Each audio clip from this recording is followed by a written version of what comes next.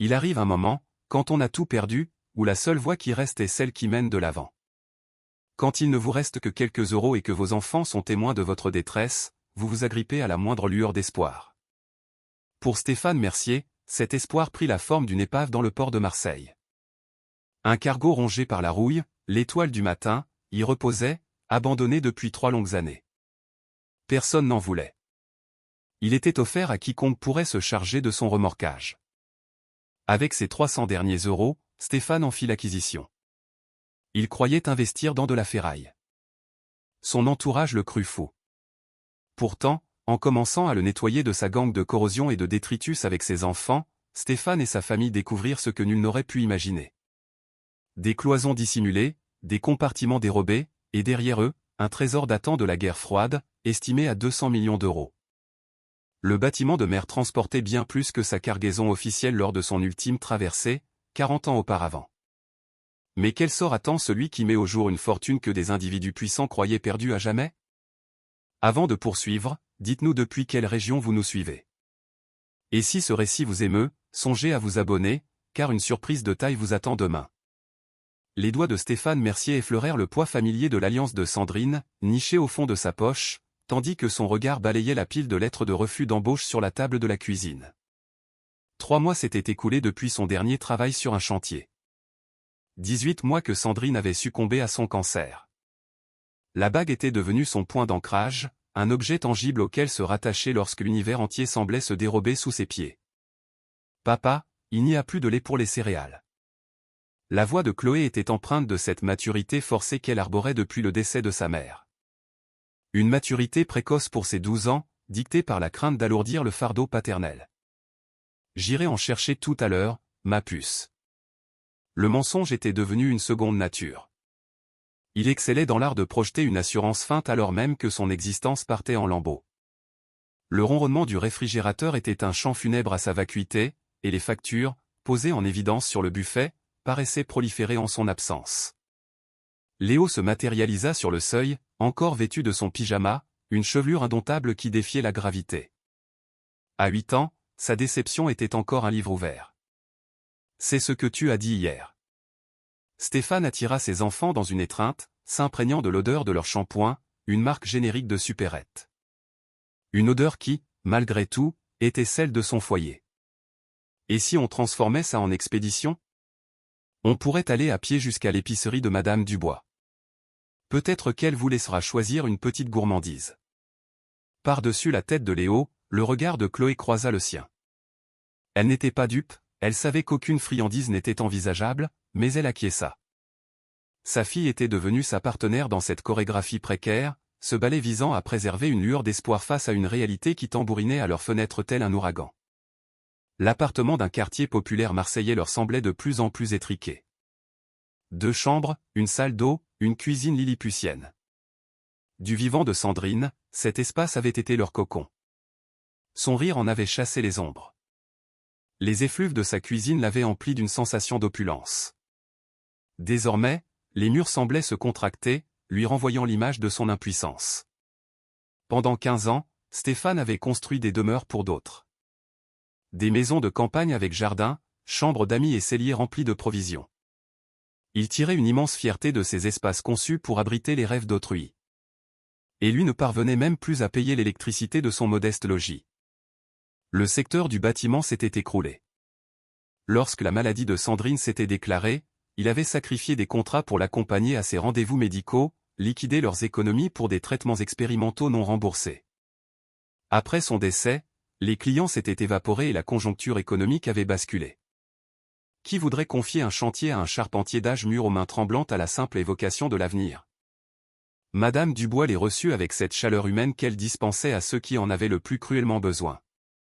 Sa petite épicerie était une oasis dans ce désert de précarité et de rêves brisés qu'était leur quartier. Elle trouvait toujours un prétexte pour offrir quelque chose aux enfants, un bonbon à la date de péremption proche, une bande dessinée d'occasion. Monsieur Mercier, vous me semblez bien lasse. Sa remarque était dénuée de tout jugement, purement bienveillante. C'est l'excès de réflexion, Madame Dubois. Il observait Léo qui, tel un œnologue devant un grand cru, scrutait l'étalage de confiserie. La réflexion ne remplit pas l'assiette. L'action, si. Sans attendre qu'il ne demande quoi que ce soit, elle tendit une brique de lait à Chloé. Vous me réglerez plus tard. Il n'y a pas d'urgence. Cet acte de générosité manqua de le faire flancher. Il avait été élevé dans le culte de l'homme pourvoyeur, du père pilier de la famille. Le voilà réduit à accepter la charité d'une septuagénaire qui trime 16 heures par jour pour maintenir à flot son petit commerce. Sur le chemin du retour, la main de Léo dans la sienne, Chloé serrant le lait comme une relique, Stéphane sentit le poids écrasant de leur confiance. Une foi aveugle, totale, inconditionnelle. À leurs yeux, il incarnait la force, la compétence, la sécurité. Une responsabilité qui était à la fois un fardeau et un moteur. De retour chez eux, Stéphane déplia le quotidien sur la table pendant que les enfants prenaient leur petit déjeuner. La rubrique des offres d'emploi était devenue une litanie de désillusions, mais il s'y astreignait chaque jour. Recherche ouvrier qualifié, outillage personnel exigé. Son outillage avait été vendu 3 mois plus tôt. Chef de chantier expérimenté, excellente référence demandée. Ces références provenaient d'une société en liquidation. Et puis, il la vit. Une brève annonce, coincée entre la vente de mobilier usagé et un appel aux dons de métaux. Navire désarmé, l'Étoile du matin, cession à titre gracieux à personnes qualifiées acceptant les frais d'enlèvement et de démantèlement. S'adresser au bureau du port. Il l'a relu à 3 reprises. Un navire, gratuit? Il y avait forcément un piège, un coût exorbitant dissimulé qui se révélerait au premier contact. Mais le mot « gracieux » fit vibrer une corde sensible en lui. Gracieux, c'était la promesse d'une possibilité, d'une chance à saisir. « Qu'est-ce que tu lis, papa ?» Chloé avait hérité de la perspicacité de sa mère. Probablement rien. Ou peut-être tout. Il replia le journal, mettant l'annonce de côté. Finissez vos céréales. J'ai des appels à passer. Le bureau du port exhalait une odeur de gazole et de résignation. L'employé, un certain monsieur Bernard, au visage buriné par les embruns et l'ennui, daigna à peine lever la tête lorsque Stéphane s'adressa à lui. C'est au sujet du navire, l'Étoile du matin. L'homme se redressa d'un coup. Le premier qui s'y intéresse depuis 6 mois. Vous mesurez l'ampleur de la tâche? Éclairez-moi. Il est amarré au quai 47 depuis 3 ans. L'ancien propriétaire est décédé. Aucun héritier connu. Personne ne veut payer pour le démanteler. Il est à vous, à condition de prouver que vous pouvez le remorquer pour le ferrailler ou le rendre à nouveau navigable. Monsieur Bernard poussa un formulaire vers lui. Frais de dossier, 300 €. L'espoir de Stéphane retomba. 300 €, c'était une fortune. C'était l'intégralité de ses dernières économies, la somme réservée pour le prochain loyer. Puis-je le voir avant? Monsieur Bernard haussa les épaules. Quai 47. Évitez de tomber. La municipalité ne paie pas les plongeurs. 20 minutes de marche furent nécessaires pour atteindre le port. Le quartier de Stéphane s'effaça au profit d'entrepôts et de friches industrielles, stigmate de la désindustrialisation de Marseille. Le port s'étendait, tel un cimetière d'ambition maritime. Certains quais accueillaient encore des navires en activité, chalutiers, caboteurs, rariotes. D'autres servaient de dernière demeure à des coqs oubliés qui ne reprendraient jamais la mer. Le quai 47 était au bout du monde, à l'écart des routes commerciales. Il l'aperçut avant même de distinguer le numéro. L'Étoile du matin se découpait sur l'eau, silhouette spectrale. Sa coque était lacérée de coulures de rouille. Il était bien plus imposant qu'il ne l'avait imaginé, une centaine de mètres de long, une superstructure témoin d'une splendeur passée. La peinture, vaincue par les assauts du temps et du sel, lui donnait une teinte de sang coagulé, de blessures anciennes. Mais Stéphane ne vit pas la décrépitude. Il vit le potentiel. Une coque qui, à en juger par sa ligne de flottaison, semblait saine. Un volume qu'il n'avait pas connu depuis des années. Une matière à transformer, à faire renaître. Et surtout, il vit l'espoir, drapé dans un manteau de corrosion. L'alliance de Sandrine s'imprima dans sa paume alors qu'il contemplait le navire. Elle aurait partagé sa vision. Sandrine avait ce don de déceler le potentiel là où d'autres ne voyaient que des problèmes. Elle l'avait décelé en lui, simple charpentier aux poches vides et aux rêves démesurés. Alors, Sandrine, qu'en dis-tu? souffla-t-il. La réponse ne fut pas verbale, mais une conviction intime, une chaleur réconfortante qui se diffusa dans sa poitrine. C'était la voie à suivre. Le seul chemin possible. Stéphane retourna au bureau du port d'un pas décidé. Il déposa 3 billets de 100 € chiffonnés sur le comptoir. L'argent de la nourriture. L'argent des factures. L'argent de l'espoir. Je le prends. Monsieur Bernard le dévisagea longuement. Vous en êtes certain?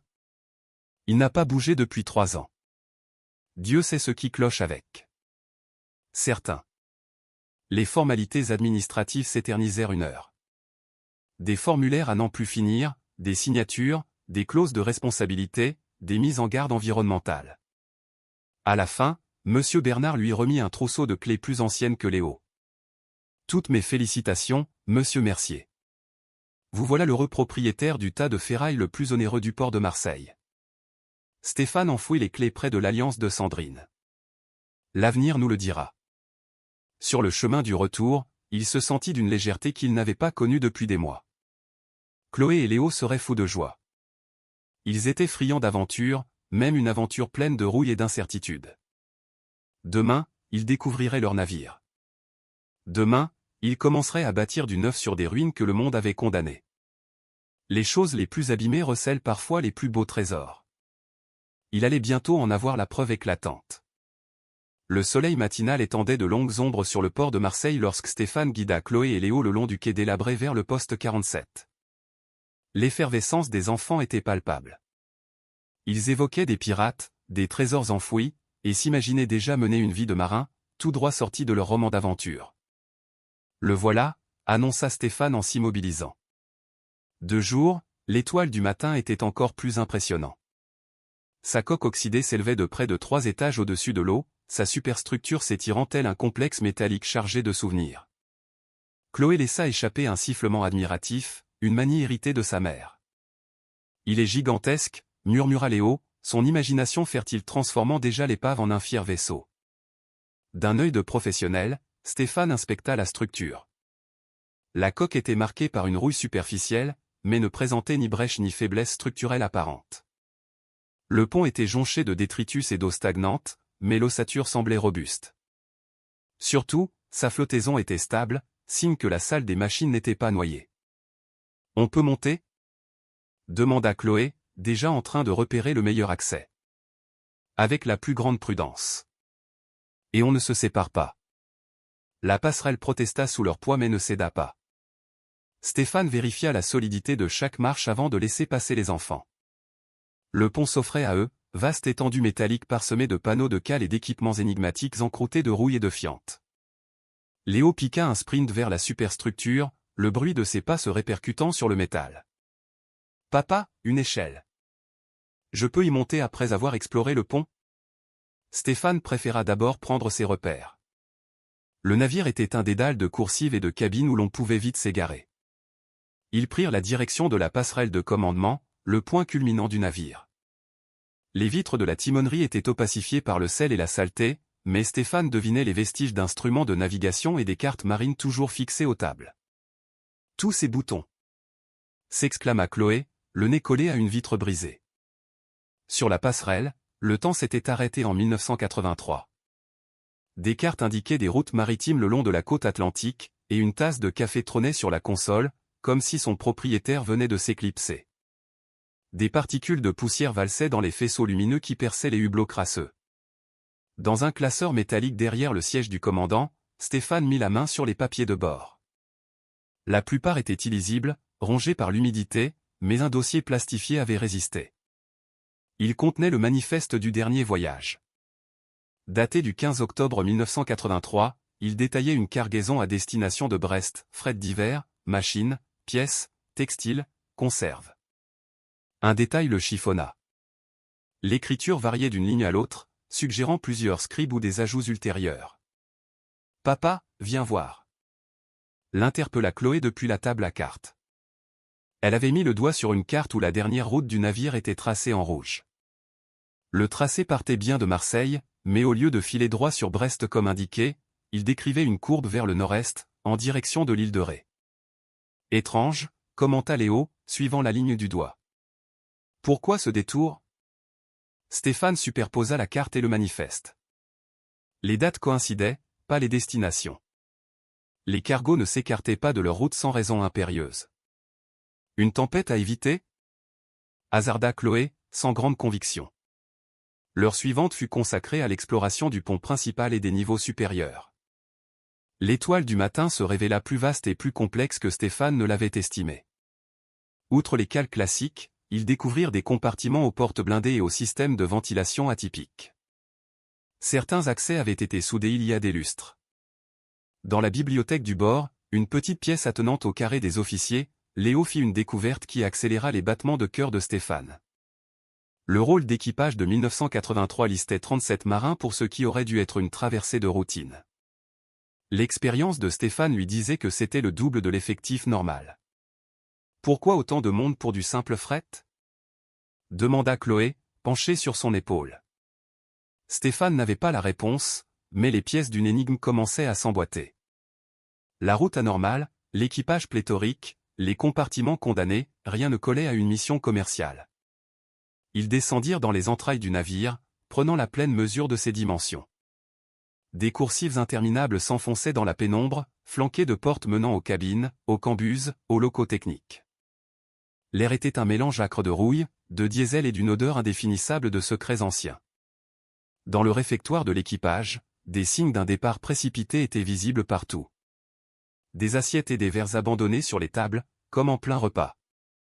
Des objets personnels, un jeu de cartes, un livre de poche, un mug, meilleur papa du monde, témoignaient de vies interrompues 40 ans plus tôt. On dirait que tout le monde s'est volatilisé, chuchota Léo, sa voix amplifiée par l'acoustique du lieu. Stéphane commençait à se dire que c'était une hypothèse plausible. Il regagnait le pont principal lorsque Chloé remarqua une anomalie sur une paroi de coursive. La peinture était d'une nuance légèrement différente. En y appuyant la main, elle sentit une légère flexibilité. « Papa, je crois que ce mur est faux. » Stéphane examina la paroi. Le panneau métallique était indubitablement plus récent que le reste, et la peinture, bien que similaire, n'était pas une parfaite imitation. Surtout, il était fixé par des vis et non par des soudures. « Écartez-vous, ordonna-t-il. » Avec le multi-outil de sa poche, il dévissa le panneau. Il se détacha sans résistance, dévoilant une cavité. À l'intérieur, protégé par un tissu huilé, se trouvait un journal de bord à la reliure de cuir. Des lettres dorées ornaient la couverture, journal personnel du capitaine. Jean-Pierre Moreau, commandant. Stéphane l'ouvrit avec une infinie précaution. Les premières pages contenaient des notes de navigation et des observations météorologiques de routine. Mais rapidement, le ton changea. Des allusions à une cargaison spéciale et à des protocoles classifiés se firent plus fréquentes. Une entrée, datée du 10 octobre 1983, fit trembler les mains de Stéphane, reçu ordre scellé de Brest. Annule et remplace manifeste. Nouvelle cargaison exige sécurité niveau 7. Équipage informé au compte-gouttes. Que Dieu nous protège si les choses tournent mal. Il leva la tête. Chloé et Léo le fixaient, l'excitation initiale remplacée par une gravité nouvelle. Il comprenait qu'il venait de mettre le pied dans quelque chose qui les dépassait. « Qu'est-ce qui est écrit ?» demanda Chloé à voix basse. Stéphane referma le carnet, le cerveau en ébullition. L'étoile du matin n'était pas un simple cargo.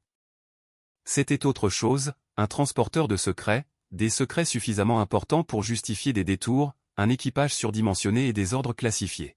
« Je crois, dit-il lentement, qu'il nous faut en savoir bien plus sur ce navire avant de poursuivre. » En regagnant la sortie, Stéphane avisa une Citroën DS aux vitres fumées, la même que la veille, garée sur le parking, offrant une vue imprenable sur l'étoile du matin. Lorsqu'il la fixa, elle démarra et s'éloigna. Quelqu'un d'autre convoitait le navire, et n'apprécierait sans doute pas que l'on vienne exhumer des secrets vieux de 40 ans. Mais en aidant ses enfants à descendre, Stéphane ressentit une émotion qu'il n'avait pas connue depuis longtemps, le frisson de la découverte. L'étoile du matin n'était pas qu'une seconde chance. C'était une énigme.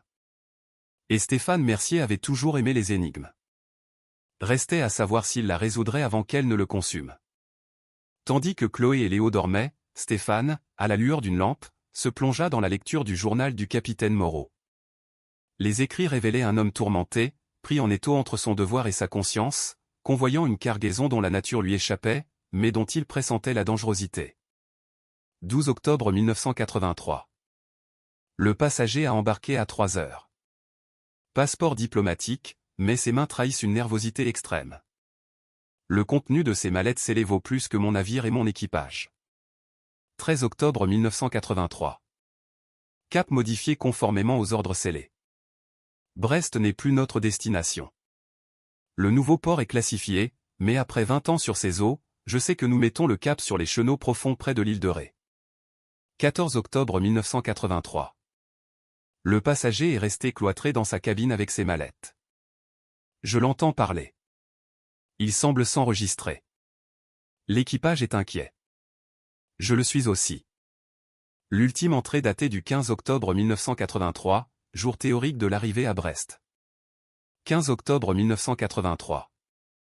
Tout a basculé. Nos écoutes radio indiquent une poursuite.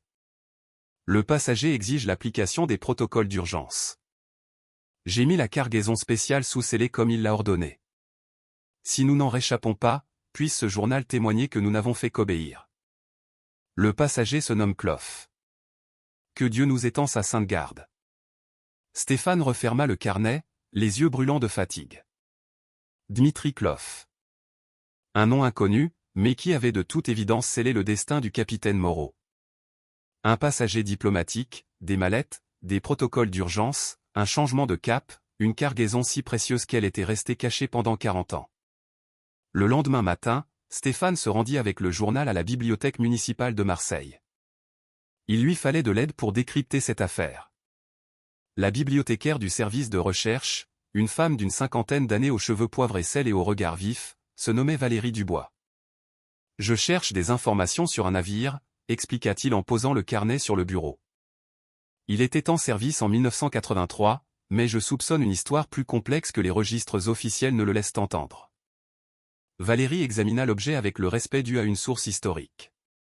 Un document authentique des années 80. Où l'avez-vous trouvé? À son bord. Je viens d'acquérir l'étoile du matin. Valérie haussa un sourcil. C'est donc vous? La rumeur courait que ce vieux fantôme avait enfin trouvé preneur. Vous le connaissez? Je suis marseillaise de naissance. Le port a peu de secrets pour qui s'est observé. Elle ouvrit le carnet. Que cherchez-vous précisément?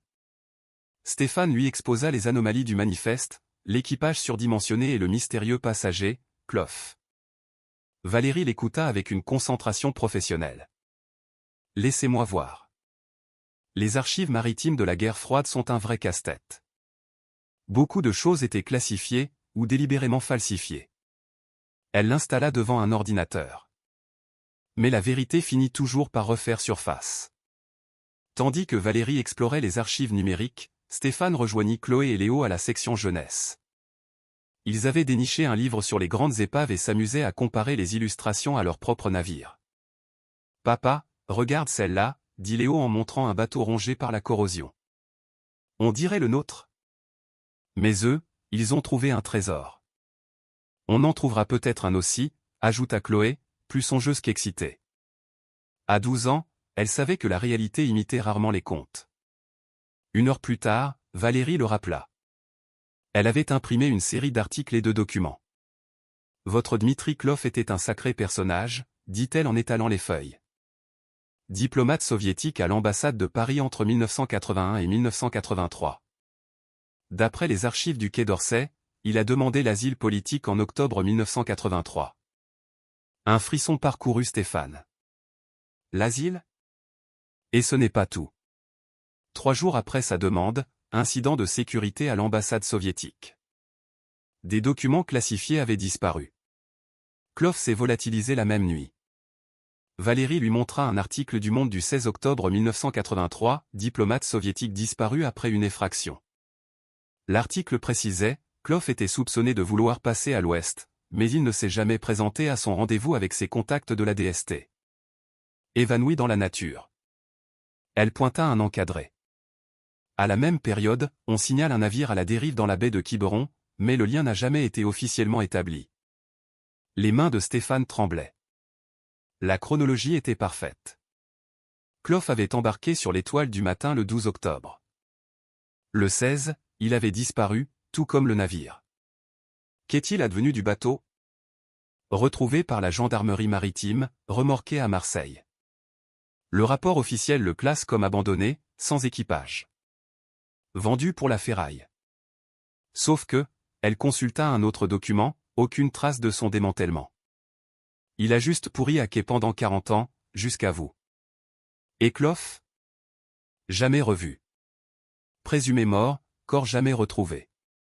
Valérie rassembla les documents. Monsieur Mercier, si votre trouvaille est authentique, vous détenez peut-être la clé d'un mystère vieux de 40 ans.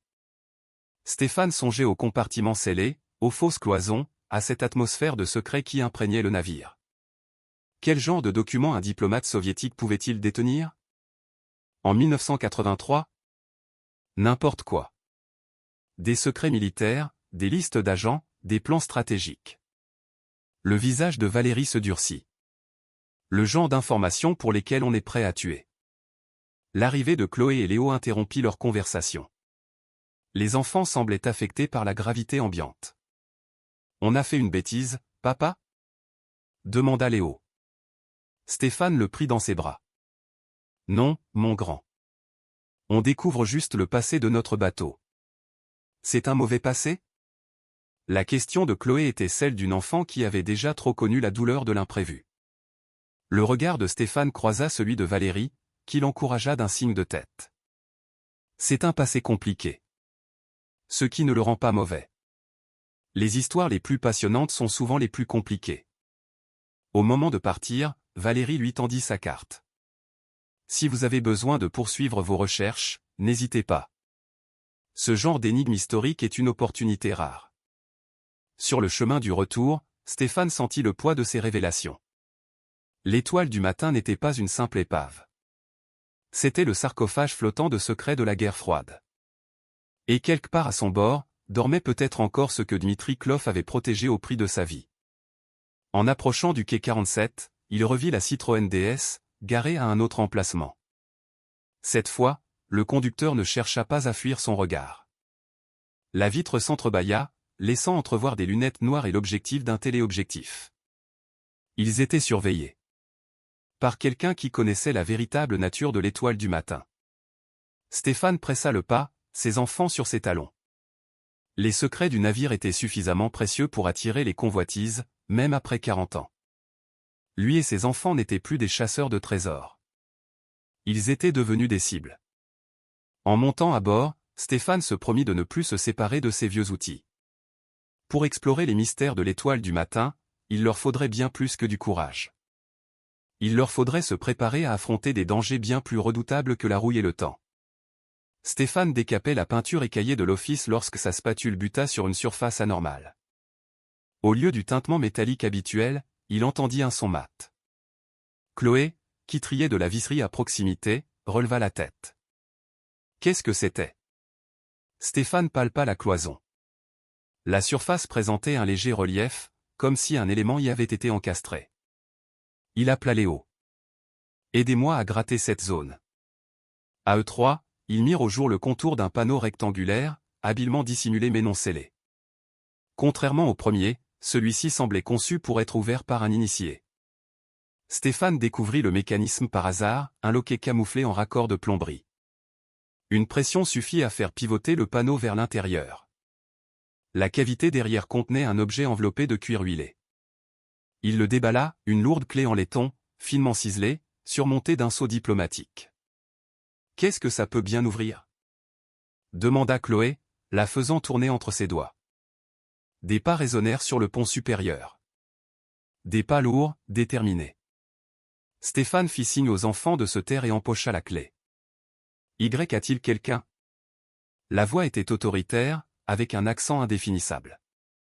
Stéphane monta sur le pont, laissant les enfants dans l'office. Un homme d'environ 70 ans se tenait près de la passerelle, vêtu d'un caban usé. Ses cheveux blancs étaient drus, son regard d'une fixité qui trahissait l'habitude du commandement. Je suis Stéphane Mercier, le nouveau propriétaire. L'homme sourit et lui tendit une main calleuse. Philippe Dubois. J'ai navigué sur ce bâtiment, autrefois. Quand il portait un autre nom et servait une autre cause. La poigne était ferme. Un autre nom? Le Méridien stellaire. Un navire auxiliaire de la marine, bien que ce ne fût jamais officiel. Son regard balayait le pont avec une familiarité troublante. J'ai appris qu'on l'avait enfin réclamé. J'ai jugé bon de me présenter. Navire auxiliaire. Stéphane repensa à la cargaison et aux passagers. Quelle était sa mission? Philippe le dévisagea un instant. Le genre de mission qui n'existe pas dans les archives. Puis-je monter? Il y a des choses que vous devez savoir. Stéphane le conduisit à la passerelle. Le vieil homme se déplaçait avec une aisance déconcertante. J'étais plongeur de combat, commença-t-il en s'asseyant dans le fauteuil du commandant. Spécialisé dans la récupération. En 1983, j'étais affecté à une opération conjointe DST Marine, nom de code Courant Profond. Courant Profond? Une opération fantôme. Nous exfiltrions des transfuges de haute valeur et des matériels sensibles. Il traça du doigt la route sur la carte. Le méridien stellaire, votre étoile du matin, était notre principal outil. Stéphane sentit le poids de la clé dans sa poche. Que s'est-il passé en octobre 1983? Le visage de Philippe se rembrunit. Nous avons récupéré un diplomate soviétique, Dmitri Klov. Il détenait des informations susceptibles de renverser l'équilibre de la guerre froide. S'il avait survécu. Il est mort? L'opération a été compromise. Une fuite. Un sous-marin soviétique nous a interceptés au large de l'île de Ré. Il se leva, le regard perdu vers le large. Klov savait que c'était fini. Il a déclenché les protocoles de contingence. Lesquels? Il a verrouillé ses renseignements dans le coffre sécurisé du navire. L'idée était que, même capturé ou mort, l'information serait à l'abri jusqu'à notre retour. Le cœur de Stéphane s'emballa. Où est ce coffre? C'est là le problème. Seul Klov connaissait son emplacement et les codes. Les soviétiques ont abordé, tué une partie de l'équipage, emmené Klov, mais n'ont jamais trouvé le coffre. Il se rassit lourdement. Cela fait 40 ans que je me demande ce que sont devenues ces informations. L'équipage a été tué. Stéphane revoyait le réfectoire abandonné. Pas tous. J'étais en plongée, j'inspectais la coque. Quand je suis remonté, c'était le chaos. Le navire dérivait, l'équipage avait disparu, et les secrets de Klov avec. Stéphane sortit la clé en laiton. Les yeux de Philippe s'agrandirent. Où avez-vous trouvé ça? Dans une cache, dans l'office. Vous la reconnaissez? Philippe la prit, les mains tremblantes. Une clé de valise diplomatique. Klov ne s'en séparait jamais. Il releva la tête. S'il l'a cachée, c'est qu'il voulait qu'elle soit trouvée. Mais couvrait-elle? Sa police d'assurance. Il m'avait confié s'être préparé à une trahison. Avoir dissimulé une preuve de l'authenticité de ses renseignements, accessible par lui seul. Il brandit la clé. Ceci est peut-être cette preuve.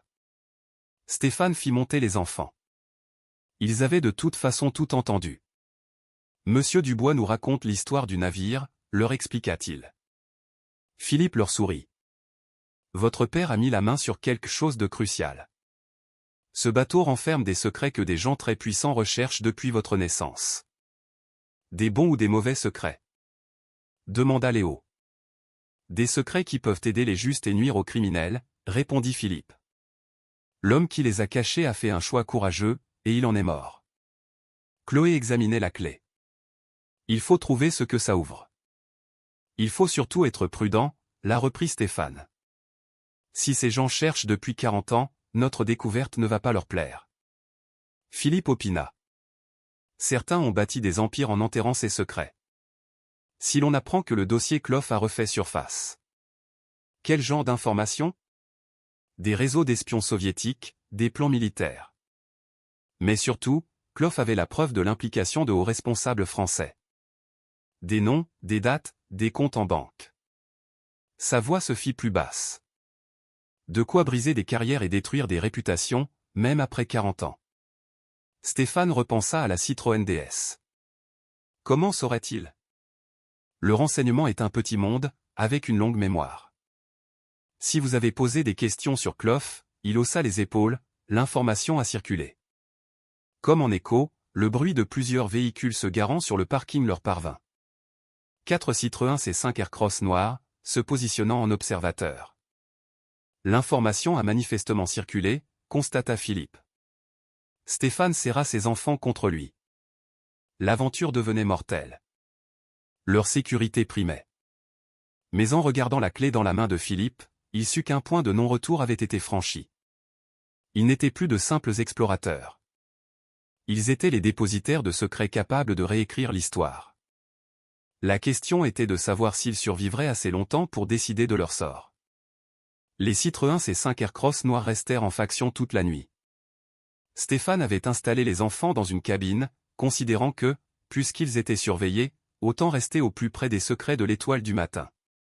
Philippe, malgré ses 70 ans passés, avait insisté pour prendre le premier quart de veille. À l'aube, Stéphane le trouva dans la salle radio, penché sur un appareil qui n'y était pas la veille. Un boîtier métallique compact, hérissé de cadrans et de commutateurs dignes d'un film d'espionnage. « C'est bien ce que je crois ?» demanda Stéphane. Machine de chiffrement soviétique, modifiée pour les fréquences OTAN. Philippe la contemplait avec une sorte de vénération. Clough était obsédé par la sécurité des communications. Cet engin peut décrypter presque n'importe quoi des années 80. Où l'as-tu trouvé? Derrière la console. Dans un compartiment scellé par une serrure à combinaison. Il brandit un papier couvert de chiffres. 3 heures pour la forcer. Clough était un homme méthodique. La combinaison était l'anniversaire de sa fille. Stéphane s'approcha. L'anniversaire de sa fille? Comment le sais-tu? Il ne parlait que d'elle. Elena. 7 ans à l'époque de sa défection. Elle vivait à Moscou avec sa grand-mère. Le visage de Philippe s'adoucit. Il avait sa photo sur lui. Il rêvait de la faire venir en France. Qu'est-elle devenue? Aucune idée. Après le fiasco, les survivants ont été dispersés, l'opération enterrée sous des tonnes de secrets. Chloé et Léo entrèrent, attirés par la conversation. Léo fut immédiatement fasciné par la machine. « Je peux toucher ?» Doucement, répondit Philippe. Cette machine est la clé de tout ce que Clough nous a laissé. Philippe la mit en marche. L'appareil s'anima dans un bourdonnement. Des chiffres défilèrent sur un écran, accompagnés de clics mécaniques. Après quelques minutes, il se stabilisa. Il cherche des signaux cryptés, expliqua Philippe. Clough l'a programmé pour décoder ses propres protocoles. Chloé examinait le papier avec la combinaison. S'il a utilisé l'anniversaire de sa fille, il a pu utiliser d'autres informations personnelles. Bien vu, sourit Philippe. Clough était un sentimental. Ses clés de chiffrement étaient toutes liées à sa famille. La machine émit un bip strident. Du texte apparut, des coordonnées et des spécifications techniques. Qu'est-ce que ça dit? Demanda Stéphane. Philippe plissa les yeux. Il capte un signal émis depuis le navire. Il doit y avoir un émetteur dans la coque, actif depuis 40 ans. Qui émet pour qui? Bonne question. Philippe manipula les cadrans. Clough avait plusieurs plans de secours. C'est peut-être un système de l'homme mort, qui s'active sous certaines conditions. Comme la découverte de ses affaires, songea Stéphane. Précisément. Le signal nous donne des coordonnées. Il sortit un GPS et entra les chiffres. 43 degrés 17 minutes nord, 5 degrés 22 minutes est. C'est où? À 25 km au sud-est, dans les grandes profondeurs. Pourquoi cacher quelque chose sous l'eau? Une assurance supplémentaire. Si le coffre du navire était compromis. Chloé, qui n'avait pas quitté la machine des yeux, signala un second écran qui venait de s'allumer. Il y a autre chose. De nouvelles lignes de code apparurent, cette fois en français. Philippe lut, colis alpha sécurisé aux coordonnées. Accès requiert double autorisation, clé du coffre plus code d'authentification personnelle. L'avenir d'Elena en dépend. Ne faire confiance à aucun canal officiel. DK. Le silence se fit. Clough avait mis en place un système de sécurité complexe, mêlant objets physiques et connaissances intimes. Code d'authentification personnelle. Murmura Stéphane. Encore des informations familiales? Sans doute. Mais après 40 ans. Philippe secoua la tête.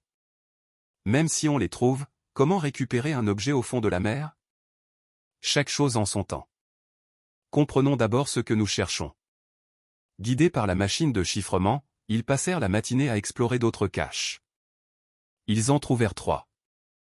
Dans les quartiers du Capitaine, derrière une fausse bibliothèque, une mallette étanche contenait des photos et des documents. On y voyait un Dmitri Clough plus jeune, avec une femme et une petite fille aux yeux pétillants.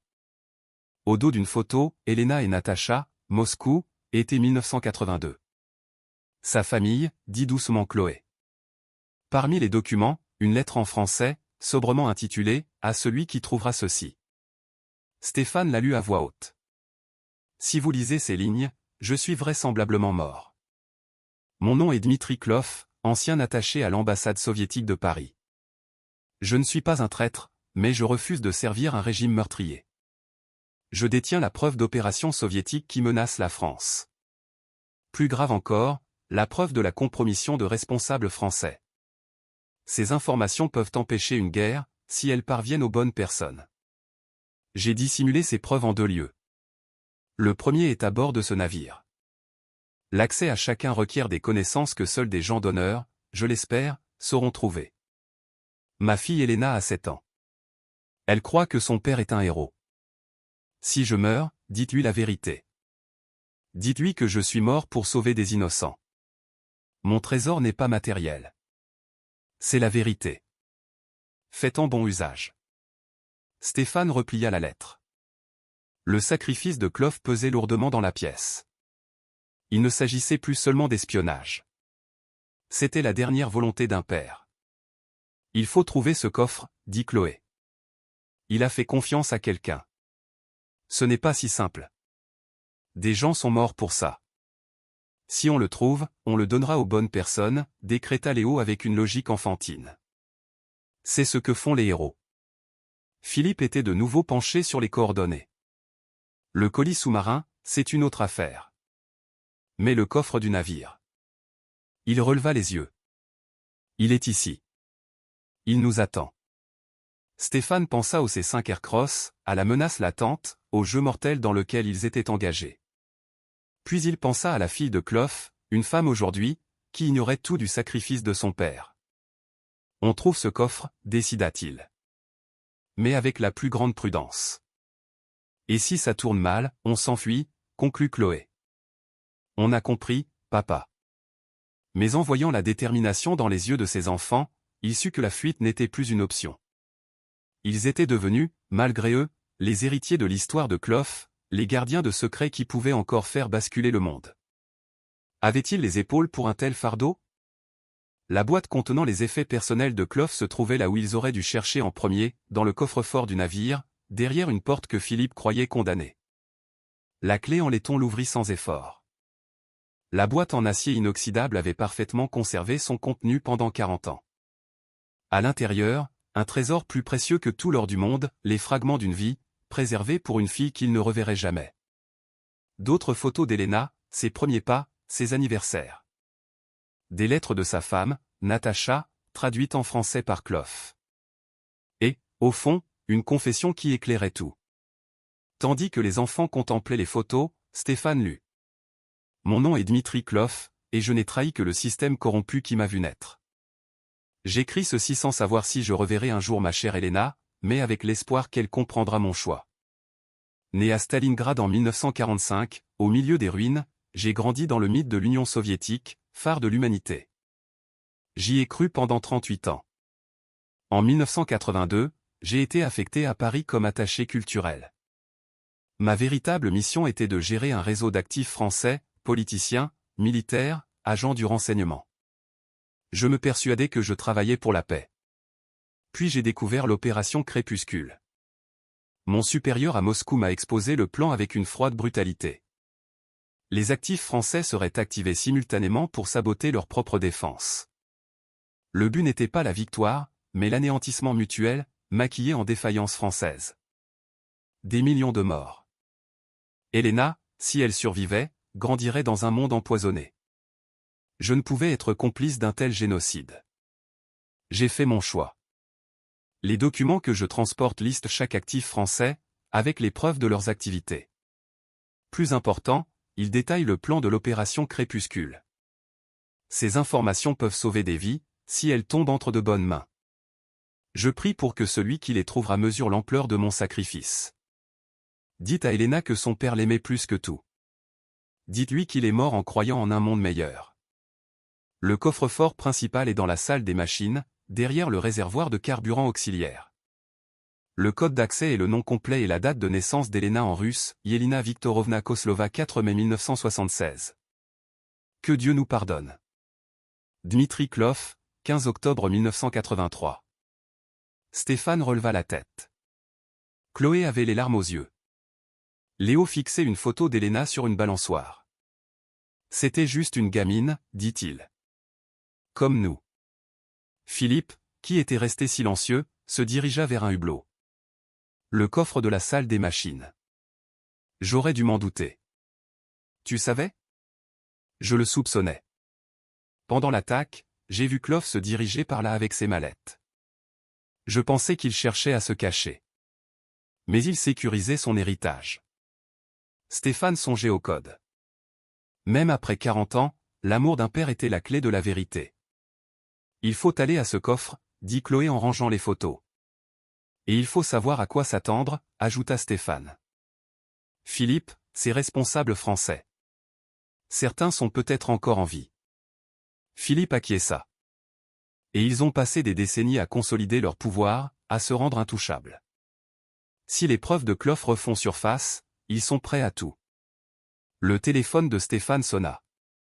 Numéro masqué. Monsieur Mercier. Une voix âgée, distinguée. Antoine Duval. Je pense qu'un entretien s'impose. Stéphane activa le haut-parleur. À quel sujet? Au sujet de votre navire, des artefacts historiques qu'il pourrait contenir, et de la sécurité de vos enfants. La menace, formulée avec une politesse exquise, était d'autant plus terrifiante. Je ne vois pas de quoi vous parlez, répondit Stéphane, les mains moites. Monsieur Mercier, j'ai 80 ans. Ne perdons pas de temps. Il y a 40 ans, j'étais l'officier traitant de la DST pour un transfuge soviétique nommé Dmitri Klov. Une opération classée secret défense, et qui le reste?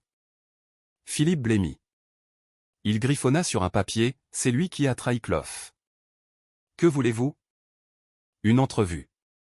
Pour vous expliquer les implications de votre découverte sur la sécurité nationale. Demain, midi, au parc de la colline Notre-Dame de la Garde. Venez seul. Et sinon? Vous apprendrez que certains secrets sont trop dangereux pour des civils. La communication fut coupée. Antoine Duval, le traître, était en vie et suffisamment puissant pour le retrouver. Il nous a localisés vite, dit Philippe. Trop vite. Comment? Chloé examinait la boîte. Elle en sortit un minuscule appareil électronique dissimulé sous la doublure. Peut-être avec ça. L'appareil, pas plus grand qu'un ongle, émettait une faible lueur bleue. Philippe l'examina. Un mouchard GPS militaire. Il s'active à l'ouverture du conteneur. Il regarda Stéphane. Dès que vous avez ouvert la boîte, Duval a su où vous étiez. Un frisson glacial parcourut Stéphane. Ils étaient traqués grâce à une technologie que Klov lui-même avait mise en place, anticipant que ces preuves pourraient tomber entre de mauvaises mains. C'est un piège, dit Léo. Il veut que papa vienne seul pour lui faire du mal. Pas forcément un piège, tempéra Philippe. Mais certainement pas une invitation à prendre le thé. Duval a passé 40 ans à effacer ses traces. La publication de ces preuves signerait sa fin. Qu'est-ce qu'on fait? Demanda Chloé. Stéphane regarda ses enfants, puis Philippe, puis les photos de la petite Helena. Une enfant dont le père était mort pour protéger des secrets qui comptaient encore. On va à ce coffre, décida-t-il. Ce soir. Avant que Duval ne comprenne qu'on ne joue pas son jeu. Et après? Après, on découvrira ce que Dmitri Klov jugeait plus précieux que la vie. En se préparant, Stéphane sentit qu'il franchissait un seuil irréversible. Les C5 Aircross, les menaces de Duval, le poids de 40 ans de secret. Tout convergeait.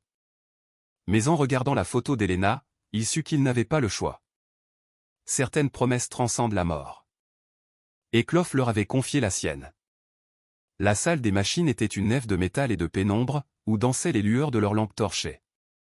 Stéphane avait interdit à Chloé et Léo de les suivre, les postant en vigie sur la passerelle. Le réservoir de carburant auxiliaire se dressait, masse inerte couverte d'une crasse vieille de 40 ans. Là.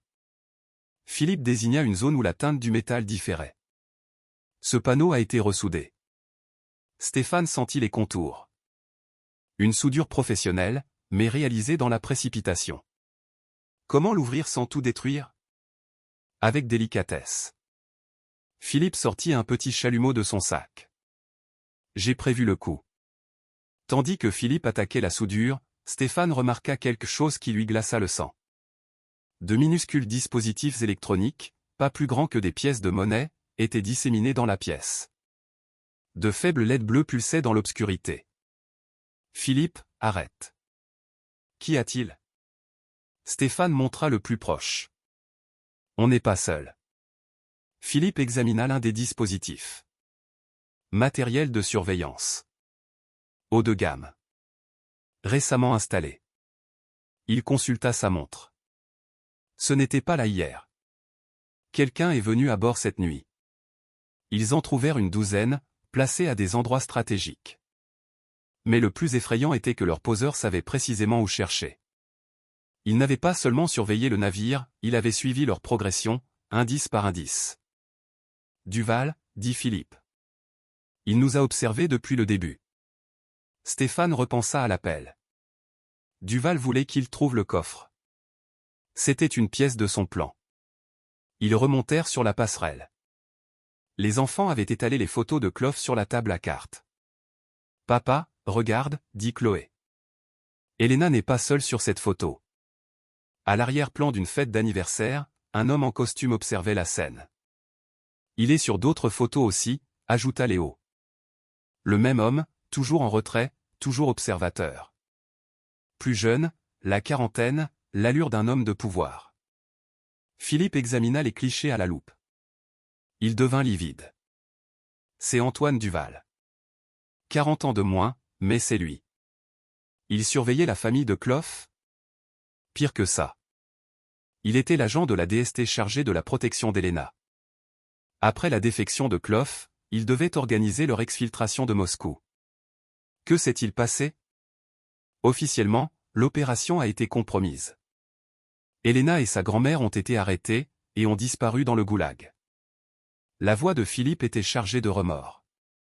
On les croyait mortes. Chloé brandit une autre photo. Mais regardez celle-là. Datée de 1985. 2 ans après. On y voyait Elena, plus grande, aux côtés d'une femme âgée, dans un appartement modeste. Au dos, une inscription en français, Elena et Babushka, en sécurité. Elles ont réussi, souffla Stéphane. Mais comment? S'interrogea Philippe. Et pourquoi Duval a-t-il menti? Léo avait trouvé un papier plié derrière une photo. Une note manuscrite. Antoine, la fille et sa grand-mère sont à l'abri. Paiement transféré comme convenu. Affaire Klov définitivement close. Preuve détruite sur demande. V. L'évidence était brutale. Duval n'avait pas seulement trahi Klov. Il était à la solde des soviétiques. Philippe était anéanti. Un agent double. Il a vendu Klov, touché l'argent, et fait passer Elena pour morte afin de couvrir ses arrières. Mais elles étaient vivantes, ajouta Chloé. Quelqu'un d'autre les a sorties de là. Klov avait un plan B, comprit Stéphane. Il se méfiait de Duval. Le puzzle se reconstituait. Klov suspectait une trahison au sein même de la DST. Il avait caché des preuves non seulement des opérations soviétiques, mais aussi de la corruption française, et avait organisé la fuite de sa famille via un réseau parallèle. Le téléphone sonna. Duval. Avez-vous réfléchi à ma proposition, monsieur Mercier? Je réfléchis à beaucoup de choses, répondit Stéphane. Alors sachez que vos agissements ont attiré l'attention d'autres acteurs. Les Russes sont toujours très intéressés par certains secrets de la guerre froide. Quels Russes? La même faction qui a éliminé Dmitri Klov il y a 40 ans. Vos récentes découvertes ont piqué leur curiosité. Stéphane sentit le froid l'envahir. Vous insinuez que les services russes sont à nos trousses? J'insinue que certains secrets ne doivent pas rester entre les mains de civils. Retrouvez-moi demain, et nous réglerons ça. Et si je refuse? Vous découvrirez que la guerre froide n'est jamais terminée, monsieur Mercier. Elle est juste devenue plus discrète. Fin de la communication. Duval jouait un double jeu. Il les menaçait avec les Russes tout en se présentant comme leur sauveur. Il bluffe, dit Philippe. Il a passé 40 ans à se couvrir. La dernière chose qu'il souhaite, c'est que ses preuves refassent surface. Et s'il ne bluffe pas sur les Russes? Demanda Chloé. Avant qu'il ne puisse répondre, les moteurs des C5 Aircross vrombirent sur le parking. Les véhicules quittèrent les lieux en convoi. Mauvais signe, commenta Philippe. Pourquoi partirait-il? Parce que le danger vient d'ailleurs maintenant. Comme pour confirmer ses dires, de nouvelles voitures, des berlines sombres, prirent position, bloquant toutes les issues du port. Stéphane attira ses enfants contre lui. Le coffre contenait la clé de tout, mais y accéder signifiait se jeter dans la gueule du loup, pris en tenaille entre la manipulation de Duval et la menace d'agents étrangers. Il faut quitter ce navire, décida-t-il. Pour aller où? Duval connaît votre adresse, l'école de vos enfants. Alors on rend tout public, intervint Chloé. On donne tout à la presse, à Internet. On crée un scandale tel que personne ne pourra l'étouffer. Stéphane la regarda, partagé entre la fierté et la peur. Elle avait raison. Mais c'était signer leur arrêt de mort. D'abord, les preuves. Ensuite, on avisera. En retournant vers la salle des machines, Stéphane comprit que l'appel de Duval avait atteint son but, le forcer à choisir. Faire confiance au traître ou risquer de déterrer des secrets que des puissants avaient protégés par le sang. Mais en revoyant le visage de la petite Elena, il sut qu'il n'y avait pas de choix. Certaines promesses valaient tous les risques. La flamme bleutée du chalumeau dessinait des ombres mouvantes dans la salle des machines tandis que Philippe achevait de découper le panneau d'acier. Stéphane, Chloé et Léo surveillaient les alentours et les mouchards, qui restaient actifs. J'y suis presque, souffla Philippe. Le panneau céda dans un bruit sourd qui se propagea dans tout le navire. Derrière, une cavité blindée, un coffre-fort conçu pour défier les éléments et le temps. Au centre, une mallette étanche, pas plus grande qu'un attaché-caisse, dont la serrure numérique émettait encore une faible lueur verte. Stéphane s'approcha. L'écran attendait le code d'accès. Yelina Viktorovna Koslova 4 mai 1976. Il tapa le nom et la date. L'écran vacilla, puis la lumière passa au bleu. Des pennes se rétractèrent dans un déclic. La mallette s'ouvrit. À l'intérieur, les preuves pour lesquelles Dmitri Klov avait donné sa vie, photos de documents, microfilms, disquettes, notes manuscrites. Une enveloppe attira son attention, pour Elena, la vérité sur ton père. Il l'ouvrit. Une lettre, en russe et en français, et des souvenirs, une dent de lait, une mèche de cheveux, des dessins d'enfants. Klov avait emporté avec lui des fragments de sa fille. La lettre lui était adressée. Ma fille chérie, si tu lis ces mots, la vérité a enfin éclaté. Ton père n'était pas un traître. Il a choisi l'amour contre la loyauté, la famille contre l'idéologie, la vérité contre l'arrangement. Ces documents prouvent l'existence de l'opération Crépuscule, un plan soviétique visant à utiliser des responsables français pour déclencher une guerre nucléaire en mars 1984. Ton père a empêché ce massacre. Parmi les traîtres français se trouvait un officier de la DST, Antoine Duval. Il a bâti sa carrière sur la trahison et l'argent soviétique. Il fera tout pour que ces preuves restent enfouies. Mais sache, Elena, que tu es vivante. Ta grand-mère a réussi à t'exfiltrer de Moscou, avec l'aide de gens de bien des deux camps. Tu as vécu sous une autre identité, protégée. Ton père souhaitait que tu vives libre de son passé. Mais il espérait aussi qu'un jour, tu connaîtrais la vérité sur son sacrifice. Ces preuves appartiennent à l'histoire. Ce que tu en feras t'appartient. Chloé et Léo lisaient par-dessus son épaule, leur visage grave. L'amour d'un père venait de traverser 40 années de silence. Elle est en vie, murmura Chloé. Elena est vivante. Philippe examinait le reste. Des registres financiers, des écoutes, des photos de Duval avec ses contacts soviétiques. De quoi réécrire l'histoire et briser des carrières. Et de quoi nous faire tuer, ajouta Stéphane. Des bruits de pas sur le pont. Des hommes, nombreux, se déplaçant avec une efficacité militaire. Ils sont là, chuchota Léo. Stéphane rafla les documents les plus importants, Philippe les microfilms. Il ne pouvait tout prendre. Le tunnel de service, indiqua Philippe, il débouche près de la ligne de flottaison. Des voix leur parvinrent. Des ordres, en français et dans une autre langue. Duval avait des renforts, et ils n'étaient pas tous français. Ils se glissèrent dans le tunnel étroit, Stéphane en tête, Philippe fermant la marche. Derrière eux, la porte de la salle des machines fut défoncée. Des faisceaux de lampes balayèrent la pièce. Le coffre est ouvert, cria une voix. Fouillez partout, ordonna Duval. Ils ne sont pas loin.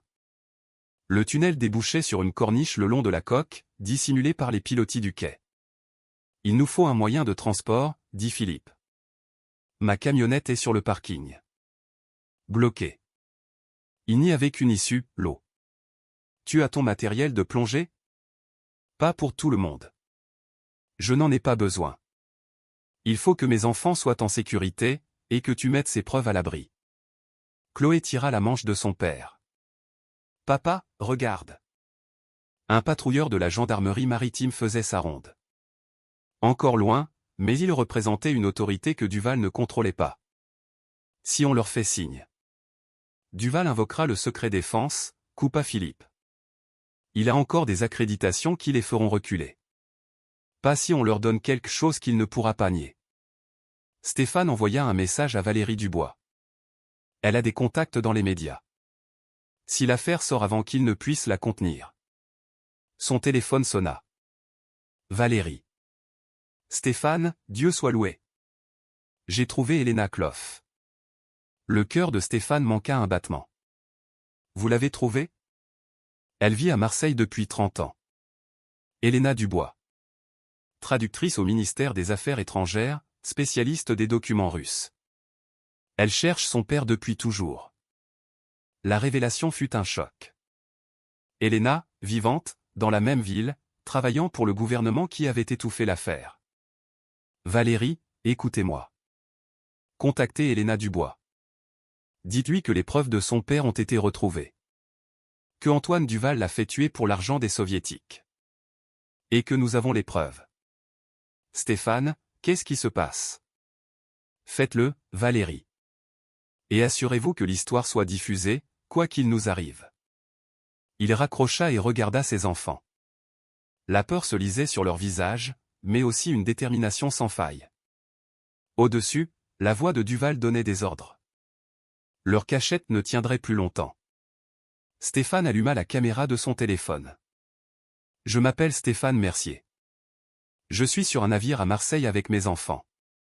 Nous avons trouvé la preuve que l'officier de la DST Antoine Duval a trahi un transfuge soviétique, Dmitri Kloff, en 1983. Duval a été payé par les soviétiques pour compromettre une opération qui aurait pu déclencher une guerre nucléaire. Kloff est mort en protégeant ses preuves. Il passa le téléphone à Chloé. Nous diffusons ces preuves aux médias. S'il nous arrive quelque chose, Antoine Duval est responsable. Léo prit le relais.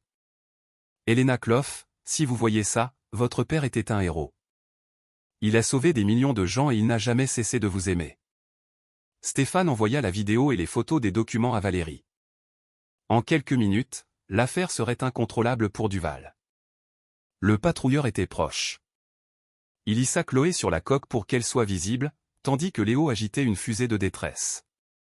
Le projecteur du bateau se braqua sur eux. Une lueur d'espoir. Duval avait de l'influence, mais il ne pouvait faire disparaître un sauvetage en direct. Alors que le patrouilleur approchait, la voix de Duval tonna, agent de l'État, ne bougez pas. Mais l'équipage avait vu les enfants. Aucune accréditation ne les ferait renoncer à secourir une famille. Le dernier acte allait se jouer. Et pour la première fois, Stéphane crut qu'ils avaient une chance de survivre et de voir la justice triompher. Le projecteur du patrouilleur de la gendarmerie maritime transforma la coque rouillée de l'Étoile du matin en une scène de théâtre. Stéphane aida ses enfants à embarquer, tandis que Philippe remettait la précieuse mallette à l'équipage. « Nous avons été alertés de la présence d'une famille en détresse », déclara la commandante, une jeune femme nommée lieutenant Manon Petit. « Êtes-vous blessé ?» Avant qu'il ne puisse répondre, Antoine Duval apparut sur le pont supérieur. Malgré les circonstances, son allure était impeccable.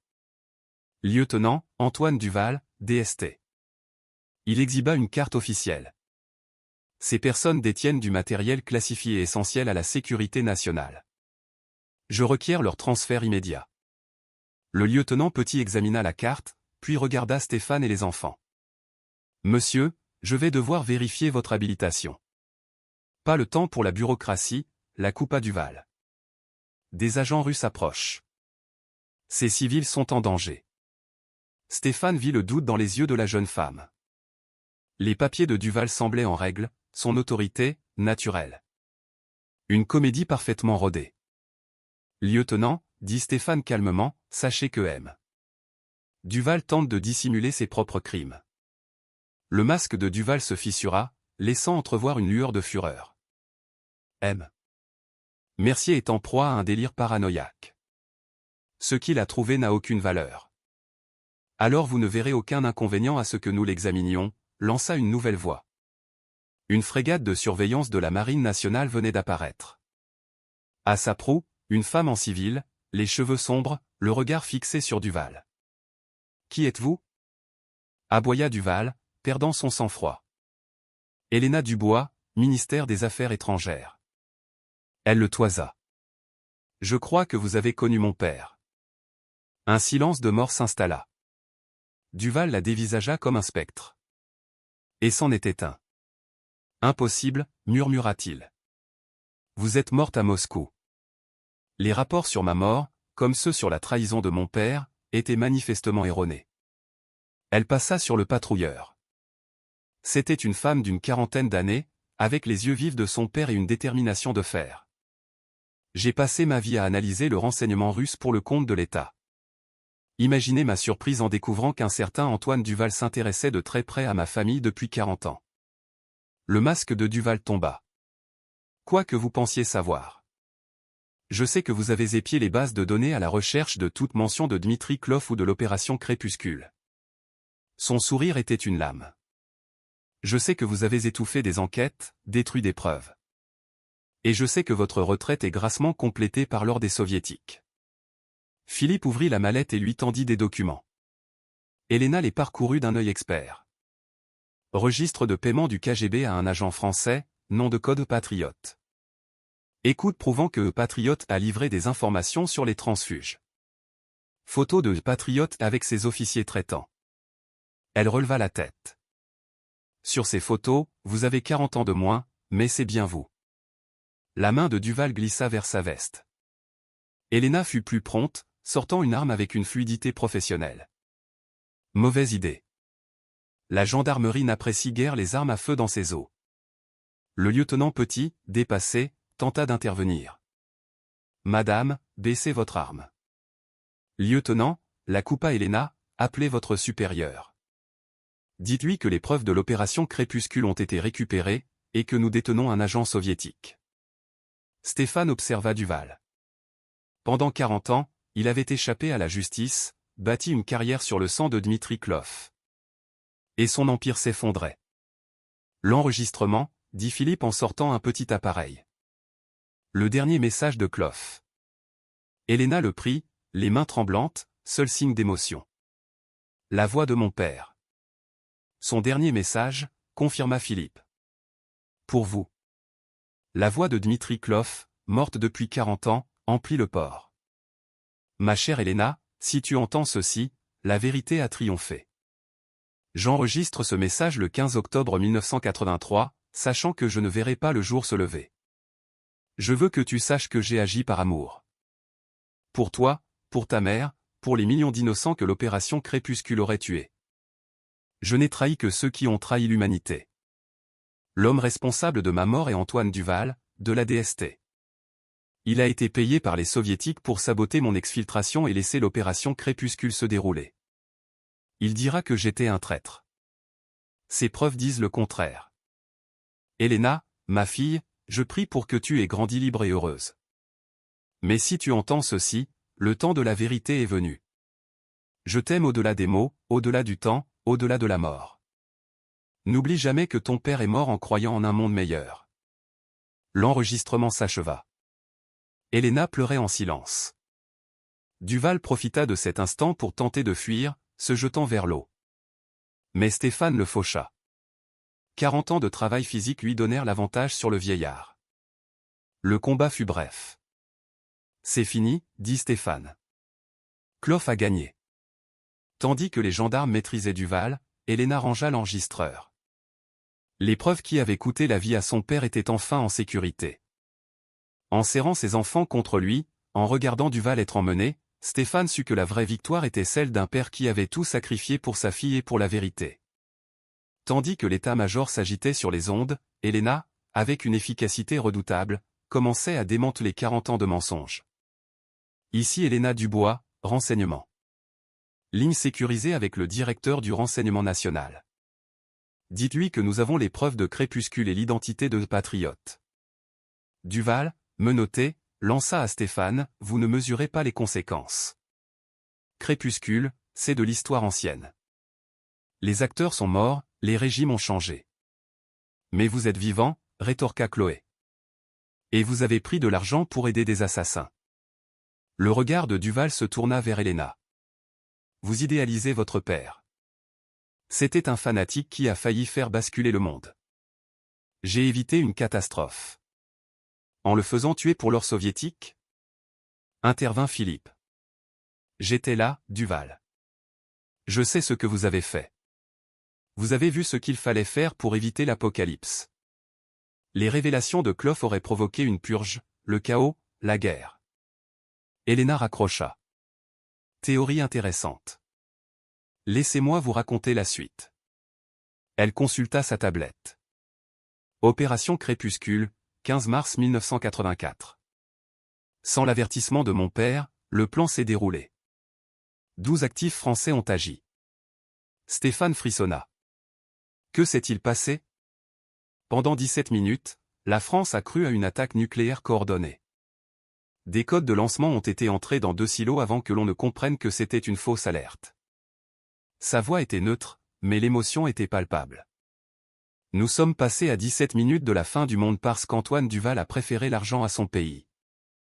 Impossible, balbutia Duval. Je l'aurais su. Vous avez été arrêté par les soviétiques 3 jours après la mort de mon père. Ils vous jugeaient trop encombrant. Vous avez passé 18 mois à Moscou avant un échange de prisonniers. Duval blêmit. Comment savez-vous ? J'ai accès aux archives françaises et russes depuis 5 ans. Le ministère enquête sur les failles de la guerre froide. Votre nom revenait sans cesse. Son sourire était glacial. Nous montions un dossier contre vous. Il ne nous manquait que la preuve irréfutable. Philippe réfléchissait. Vous avez dit que les soviétiques ont tué Clof, mais s'ils vous ont arrêté. Ils l'ont tué pour effacer les traces, conclut Elena. Mon père était déjà mort quand ils ont décidé que Duval était un passif. Le lieutenant Petit, confuse, s'approcha. Je reçois des ordres contradictoires. La DGSE et le FBI réclament le prisonnier. Ni l'un ni l'autre. Il sera remis à la division de la sécurité nationale du ministère de la Justice. Trahison au plus haut niveau de l'État. Elle se tourna vers Duval. Vous avez cru vous en tirer. Bâtir une carrière, une fortune, une légende de patriote sur un mensonge. J'ai évité une guerre, répéta-t-il faiblement. Non, dit Elena. Mon père a évité une guerre en se sacrifiant. Vous n'avez fait que retarder l'inévitable. Le port se remplit de vedettes officielles. Stéphane serra ses enfants. Et maintenant ? Demanda-t-il à Elena. Maintenant, nous faisons ce que mon père voulait. Rendre la vérité publique. Elle regarda les enfants avec une sorte d'émerveillement. Votre famille a réussi là où tous les services de renseignement ont échoué. Vous avez rendu justice à mon père, et vous m'avez rendu mon histoire. Léo tira la manche d'Elena. Vous irez bien? Votre papa vous aimait très fort. Elena s'accroupit, émue. J'irai bien, mon grand. Et grâce à vous, le monde entier saura que mon père était un héros. En étant transféré, Duval lança un dernier regard à Stéphane. Vous avez ouvert la boîte de Pandore.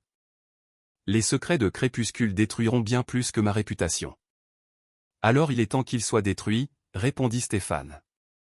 La dernière image qu'il eut de lui fut celle d'un vieillard diminué, emmené vers son jugement.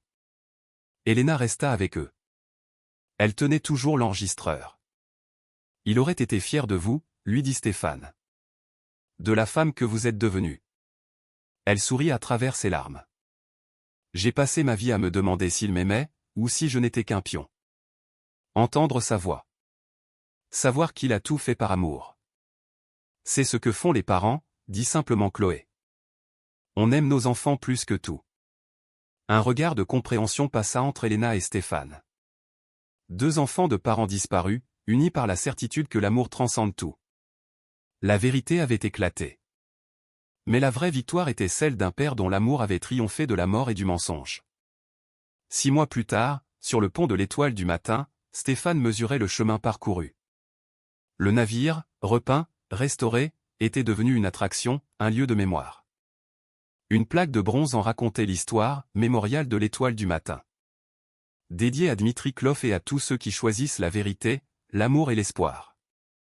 Chloé, devenue à 13 ans une guide passionnée, expliquait à des écoliers, c'est ici que nous avons trouvé le journal du capitaine. Mon père cherchait juste à décaper la peinture. Les plus grandes découvertes sont souvent inattendues. Léo, 9 ans, expert en histoire maritime, le rejoignit, une maquette du navire à la main. Papa, Elena est là. Avec quelqu'un. Elena s'avançait avec une vieille dame au regard aussi vif que le sien. Natacha Klova, 87 ans, une force de la nature. Stéphane, dit Elena en l'embrassant, je te présente ma grand-mère, Babushka. Natacha le dévisagea. C'est vous qui avez exhumé la vérité de mon gendre. C'est votre petite fille. Je n'ai fait que trouver le bon bateau. Il n'y a pas de hasard, dit-elle. Dmitri disait que les choses importantes finissent toujours par trouver les bonnes personnes. Vous deviez trouver son histoire. Ils visitèrent le musée, où l'enregistrement de Klov tournait en boucle. Le livre sort le mois prochain, annonça Elena. Les dossiers Klov. Un best-seller en puissance, qui révélerait au monde à quel point il avait frôlé l'abîme. Et Duval? Perpétuité. Il mourra en prison. On a découvert qu'il était responsable de la mort d'au moins 6 agents français. Philippe, qui supervisait la restauration, sortit de la salle des machines. Le coffre-fort est prêt pour la cérémonie de demain. Exactement comme Dmitri l'a laissé. Mais maintenant, le monde peut voir ce pourquoi il est mort. Demain serait l'anniversaire de la renaissance du navire, une cérémonie internationale. Mais ce soir, c'était un moment en famille. Sur la proue, sous le soleil couchant, Stéphane regarda ses enfants. Vous vous demandez parfois ce qui serait arrivé si on n'avait pas trouvé le bateau? Demanda Chloé. On aurait trouvé autre chose, répondit-il. Un autre moyen d'avancer. C'est ce qu'on fait quand on a besoin d'espoir. Léo compara sa maquette au navire. Notre histoire est mieux que les histoires de trésors. Parce qu'on n'a pas gardé le trésor pour nous. On l'a partagé. Stéphane sourit. La récompense du gouvernement avait servi à créer la fondation Klov, qui finançait les études d'enfants de réfugiés. Elena et Natacha les rejoignirent. 3 générations de femmes liées par une histoire de courage et d'amour. Natacha sortit une photo de la petite Elena, celle que son père avait emportée avec lui. Il n'a jamais cessé de croire qu'il te reverrait. Il savait que l'amour était plus fort que la mort. Stéphane songeait à ce voyage improbable. Il cherchait de la ferraille, il a trouvé une histoire qui a changé le monde. L'alliance de Sandrine dans sa poche n'était plus un poids, mais un rappel de la pérennité de l'amour. L'étoile du matin leur avait donné un but, et la preuve que même les choses les plus brisées peuvent être réparées.